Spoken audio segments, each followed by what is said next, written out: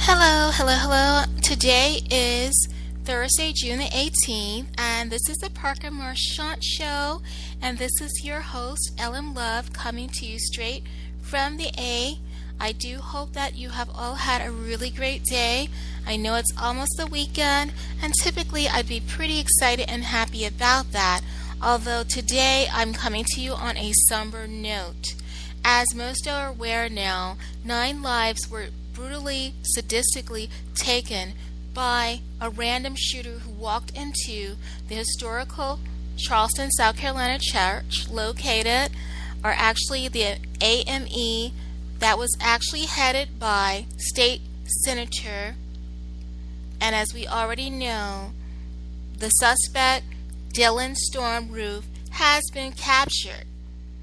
According to a New York Times report, the man who was suspected of killing 9 people at the prayer meeting the other day in Charleston, South Carolina, at the historical African American church, has been captured. The shooting took place at Emmanuel AME Church in Charleston at 110 Calhoun Street. The suspect, who was actually being searched for in the shooting, has been captured. I just wanted to come to you with that update. It is extremely important and definitely a welcome development that the person responsible for taking 9 lives so callously has been captured. Unfortunately, during this historic black church meeting in downtown Charleston, which is actually headed by State Senator, has certainly come to the conclusion many people were hoping for. The shooting suspect's name is Dylan Roof, and he has been taken into custody. He was actually arrested in North Carolina.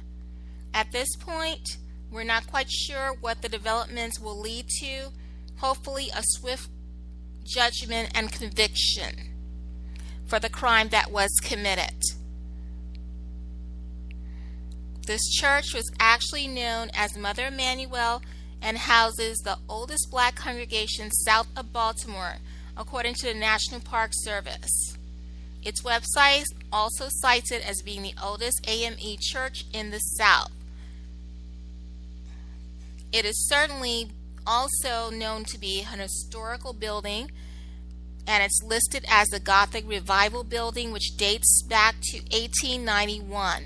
So it is also historically significant as well as far as the structure is concerned. It is a very sad situation. A lot of people are certainly extremely mournful, sorrowful, and in prayer at this terrible time. There is no way in the world that there is any justification what happened, although people are trying to make sense of what led to the shooting. What was in the head of the person who decided to pull the trigger and senselessly take 9 lives in the manner that he did? The reasons may or may not matter to anyone, particularly those who are mourning lost loved ones and friends and colleagues. The church was actually headed by State Senator Pinckney. He was only 40 years old, and he leaves behind a family and many people who admired and loved him, both as a brother of Christ and just as a really kind and caring human being who was certainly trying everything he could to make sure that he uplifted his community. All we can do now is mourn those that are lost and pray that justice will be swift in this case. I felt that it was my responsibility to acknowledge what has been one of the worst events of 2015. It is very sad that some people have decided to take it upon themselves and to exert brutal force at a time where there is no need for such violence. It is absolutely unconscionable what happened, and there really can be no justification for anyone choosing to just enter a place of worship or anywhere for that matter and just start shooting people in cold blood, because this is exactly what the suspect who has been taken into custody, Dylan Storm Roof, chose to do. It's really disturbing that this gunman walked into Emmanuel African Methodist Episcopal Church after 8 p.m. and chose to do what he did. This church was run by Reverend Clementa C. Pickney, who's also a state senator, as stated earlier, and he was a pastor.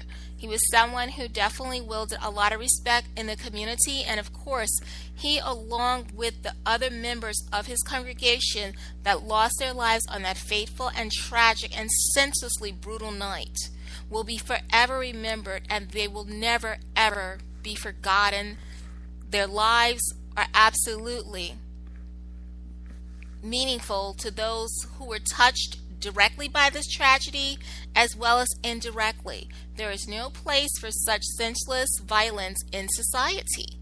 It's just unbelievable that this has happened. I mean, people are truly in shock, and a nation is mourning right along with Charleston, South Carolina, and the families that lost loved ones and the members of the community that are seriously grieving and just basically in a state of shock, because there's no way in the world you can make sense of something so incredulously senseless. We certainly do just want to extend our deepest condolences to the families, and that of course would include Reverend Clementa C. Pickney, the pastor and state senator, along with the members of his congregation that were also sadly taken away from us on that horribly fateful evening, when someone decided that they would take it upon themselves to walk into a church and start shooting. 8 people sadly died at the scene, while one person actually died in transit to the Medical University of South Carolina. It is really an unfortunate and horrible thing when a person and people decide to gather at a place of worship and they cannot be safe. These shootings at this Charleston church have absolutely opened up conversations about the need for increased security, even in places of worship across the country.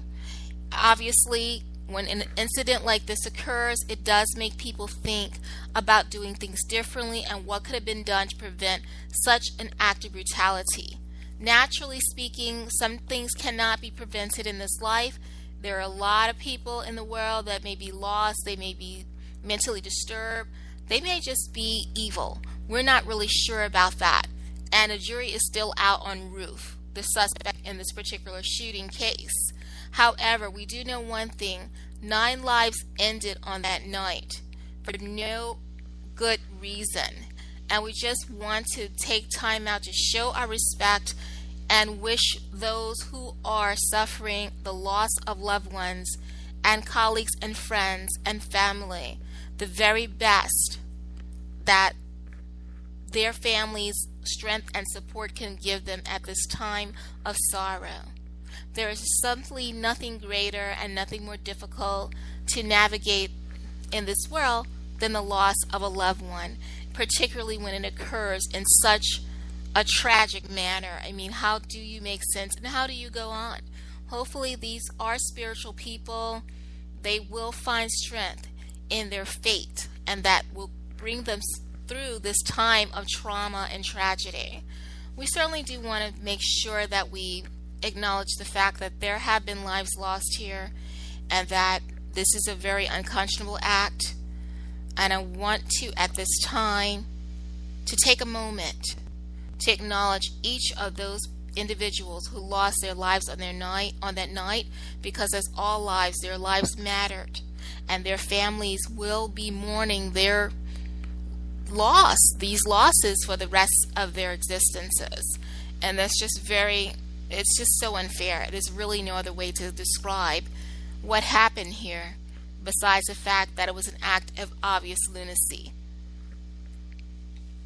Though there were 9 lives taken aside from the pastor In addition to Mr. Pinkney, the victims were as follows: Cynthia Hurd, 54, who had served as a regional manager of the St. Andrews branch of the county library.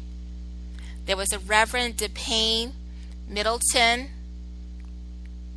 doctor, 49-year-old mother with 4 daughters. 4 young ladies will have to mourn their mother for the rest of their lives and remember that someone decided to take it upon himself to do the unthinkable. It's just so sad. It really is very difficult to even get through this, but I feel like they deserve this acknowledgement, and their families most definitely. The next youngest is junior high school, and the oldest is a college student, Sharonda Coleman Singleton, 45-year-old, a coach of the girls' track and field team, and a speech therapist at Goose Creek High School. Tawanska Sanders, 26, who had graduated from Allen University as a business administration major last year and was looking also for a position. Then we have Ethel Lee Lance, 70, who had worked at the church for more than 3 decades. Then the Reverend Daniel L. Simmons, Sr., a retired pastor from another church in Charleston. And last and certainly not least, Myra Thompson, 59, and Susie Jackson, 87.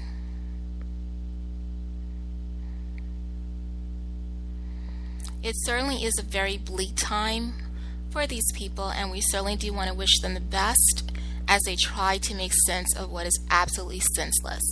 Thank you so much for listening. I certainly do hope that going forward, these families will find the peace that they so desperately seek. Take care of those that you love, and always remember that tomorrow is definitely not promised, and live each day like there is no tomorrow.